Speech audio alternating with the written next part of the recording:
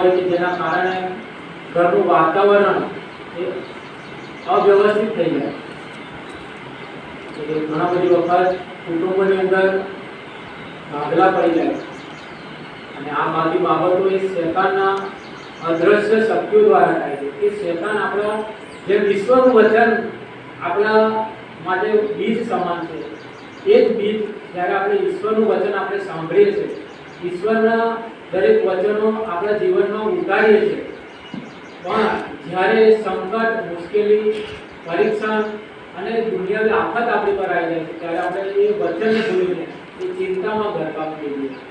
અને આપણને જ્યારે શેતાનની દૂતો જ્યારે આપણને કહે છે કે તું એટલી કામ કરે છે, માથાના હૃદયમાં એવો વિચાર મૂકી દો કે પેલી મરિયમ બેસી રહી છે ઈસુની પાસે, નવરી બેઠી છે, અને તું એટલી આ કામ કરીશ, જા તું ઈસુ પાસે જા અને કે તે તને સહાય કરવા માટે મોકલે. અને માર્થા તરત જ એ જગતની બાબતોને ધ્યાનમાં રાખીને ઈસુ પાસે દોડી જાય અને ઈસુને કહે છે કે તું એને કહે કે મને સહાય કરે. અને પ્રભુ એને કહે છે કે માર્થા તું ઘણી બધી બાબતે ચિંતા કરે છે અને ગભરાય છે, પણ એક વાતની જરૂર છે. ઈસુએ આ મહત્વની વાત એ માર્થાને જણાવે છે કે તારી સઘળી ચિંતાઓ, તું જગતની ચિંતાઓ છોડી દે. હું તારા ઘરે ખાવા માટે નથી આવ્યો, તારા આવકાર માટે નથી આવ્યો, હું તારા પાણી માટે નથી આવ્યો, હું તારા આપેલા જે તું મારા માટે સરભરા કરી રહી છે ચા પીવા માટે નથી આવ્યો. હું તારી માટે, તારી પાસે મારો સમય વિતાવવા માટે આવ્યો, હું તારી સાથે રહેવા માંગુ છું. પ્રભુ કહે છે કે હું તમારા બારણા આગળ આવીને ઊભો રહું છું. જે કોઈ મારા માટે કંઈક ખોલશે હું તેની સાથે માહે આવીને જઈશ. આપણે હૃદયરૂપી દ્વાર ખોલવાની જરૂર છે ઈશ્વરને.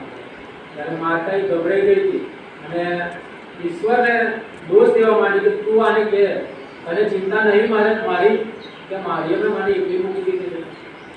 અને ઈશ્વરે કીધું કે એક વાતની જરૂર છે કે મરિયમે સારો ભાગ પસંદ કર્યો.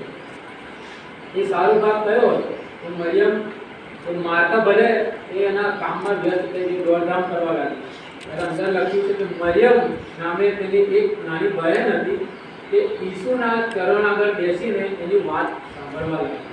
એ ઈસુના વચન પ્રત્યે, ઈસુના